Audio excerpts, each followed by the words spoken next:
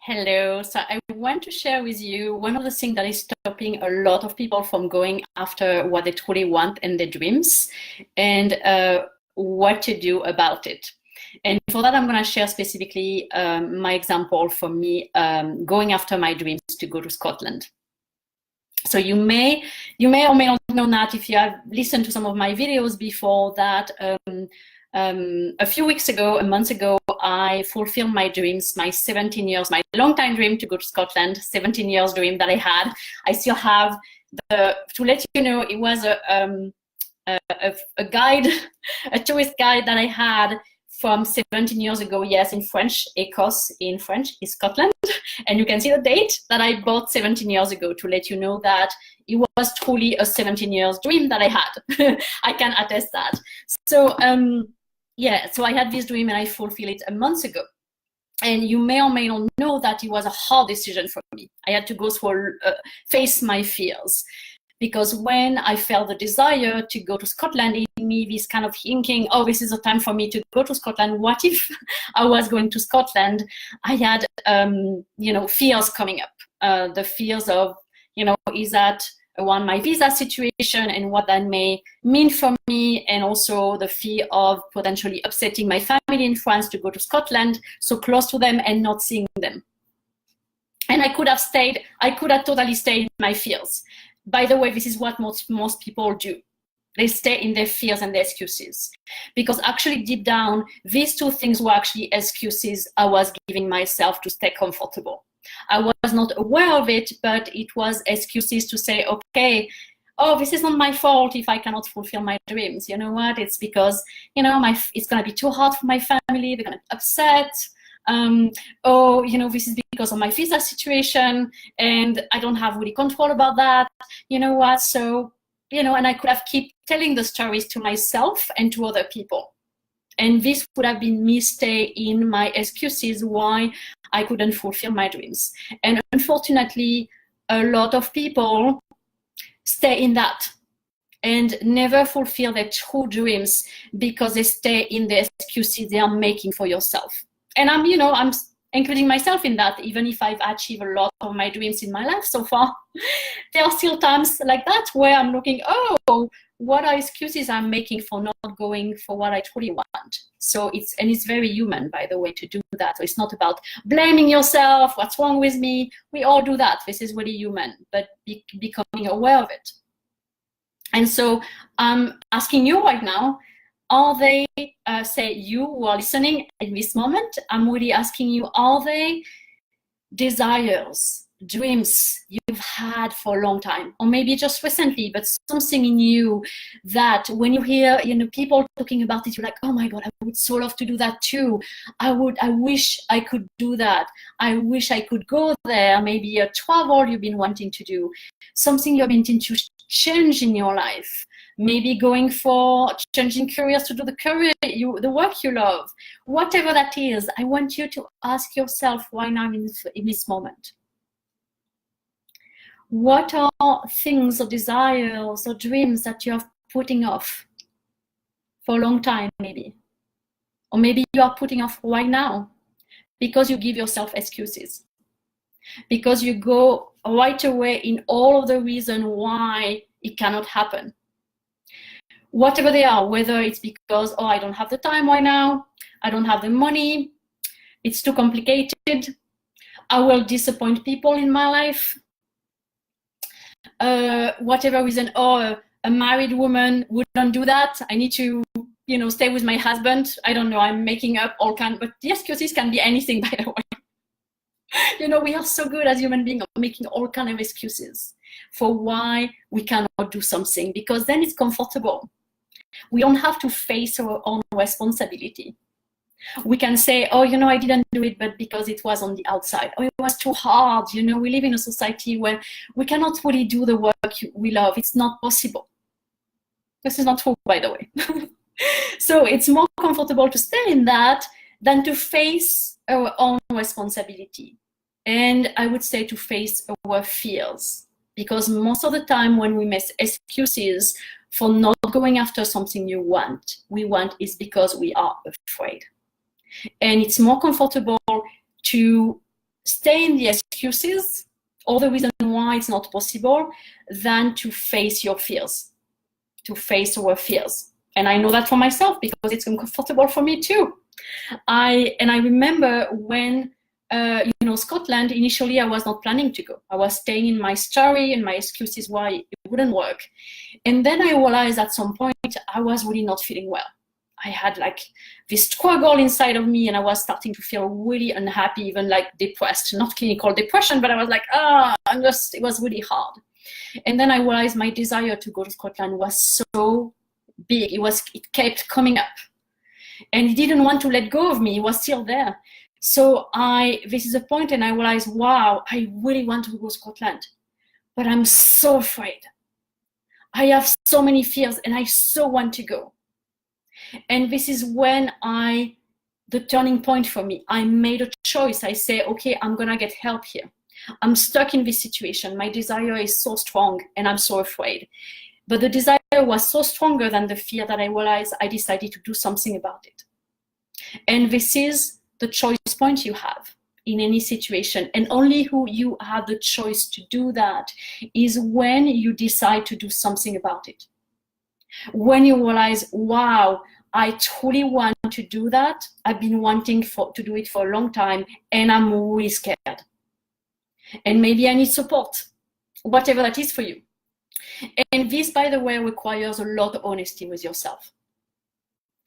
And this is not, unfortunately, something we are really taught in our life and society, to be really honest with yourself. It's hard to see, wow, in my case, it was like, wow, I really want Scotland.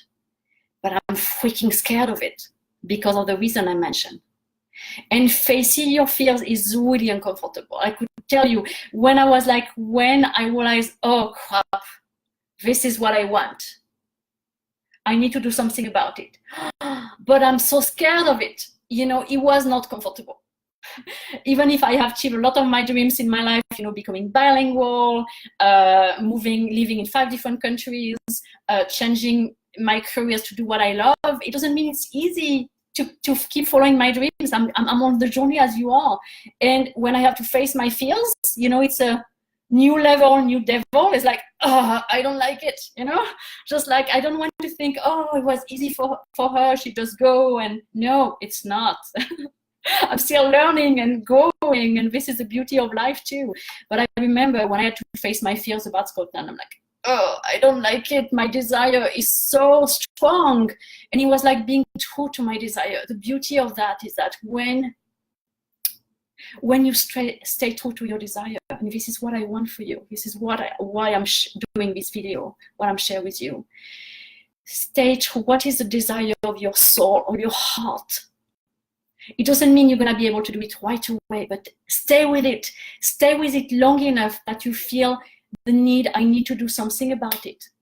Even if something about it might be to get help because I'm stuck. And for me, that was the case. I was like, oh, I don't like it, but I need to do something about it. Otherwise, I'm going to sacrifice the desire of my heart and my soul. And this is not the way I want to live my life. And ask yourself, is that the way you want to live your life?